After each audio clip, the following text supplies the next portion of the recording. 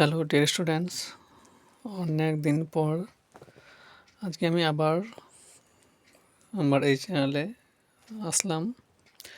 বিশেষ অসুবিধার জন্য আমি রেগুলার আপডেট দিতে পারিনি, এই জন্যই আজকে তোমাদের সামনে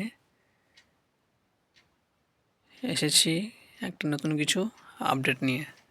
সেটা হচ্ছে অষ্টম শ্রেণীর ইতিহাসের যে সমস্ত ইম্পর্টেন্ট প্রশ্ন সে সম্পর্কে আলোচনা করব। তো দেখো, 1 নম্বর প্রশ্ন হচ্ছে কোন শব্দ থেকে আধুনিক শব্দটি এসেছে। মানে অষ্টম শ্রেণী প্রথম অধ্যায় অর্থাৎ ইতিহাসের ধারণা থেকে প্রশ্নগুলো হচ্ছে। তো এই প্রশ্নটা হচ্ছে কোন শব্দ থেকে আধুনিক শব্দটি এসেছে। এর উত্তর হলো অধুনা শব্দ থেকে আধুনিক শব্দটি এসেছে। 2 নম্বর, রাজা বলে বইটি কে কত খ্রিস্টাব্দে লিখেছেন। মৃত্যুঞ্জয় বিদ্যালঙ্কর রাজা বলে বইটি লিখেছেন 1808 খ্রিস্টাব্দে। 3 নম্বর, জেমস মিলের লিখিত বইটির নাম কি, তিনি কত খ্রিস্টাব্দে বইটি লেখেন। জেমস মিলের লেখা বইটির নাম হলো হিস্ট্রি অফ ব্রিটিশ ইন্ডিয়া, তিনি 1817 খ্রিস্টাব্দে বইটি লেখেন। ভারতের ইতিহাসে কে কয়টি ভাগে ভাগ করা হয় ও কী কী।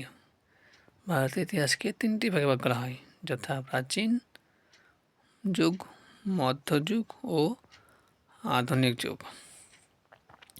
সম্রাট ঔরঙ্গজেব কবে মারা যান। সম্রাট ঔরঙ্গজেব 1807 খ্রিস্টাব্দে মারা যান।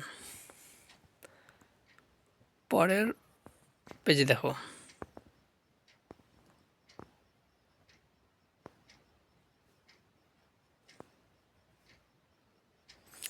পলাশী যুদ্ধ কবে হয়। পলাশী যুদ্ধ হয়েছিল 1757 খ্রিস্টাব্দে। যুগ কথার অর্থ কী। যুগ বলতে একটা বড় সময়কে বোঝায়।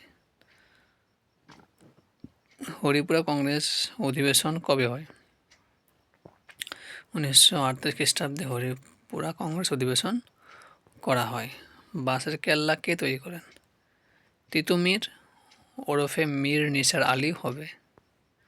10 নম্বর, মুন্ডা বিদ্রোহের একজন নেতার নাম। উত্তর হচ্ছে বিরসা মুন্ডা। তারপরের পেজে লাস্ট প্রশ্ন, সাঁওতাল বিদ্রোহের 2জন নেতার নাম লেখো। উত্তরগুলো হচ্ছে সিধু ও কানু। আজকে এইটুকু আলোচনা। এরপর দিন সেকেন্ড চ্যাপ্টার বিষয়ে আমি বিস্তারিত প্রশ্ন উত্তর নিয়ে আসবো। তোমরা সবসময় আমার এই চ্যানেলের সঙ্গে লেগে থাকবে। সমস্ত সাবজেক্টের এবং বিশেষ করে ইংরেজি, ইতিহাস আর অন্যান্য সাবজেক্টগুলো আমি চেষ্টা করব সমস্ত ইম্পর্টেন্ট প্রশ্নগুলো তোমাদের দিয়ে দেওয়ার। Thank you.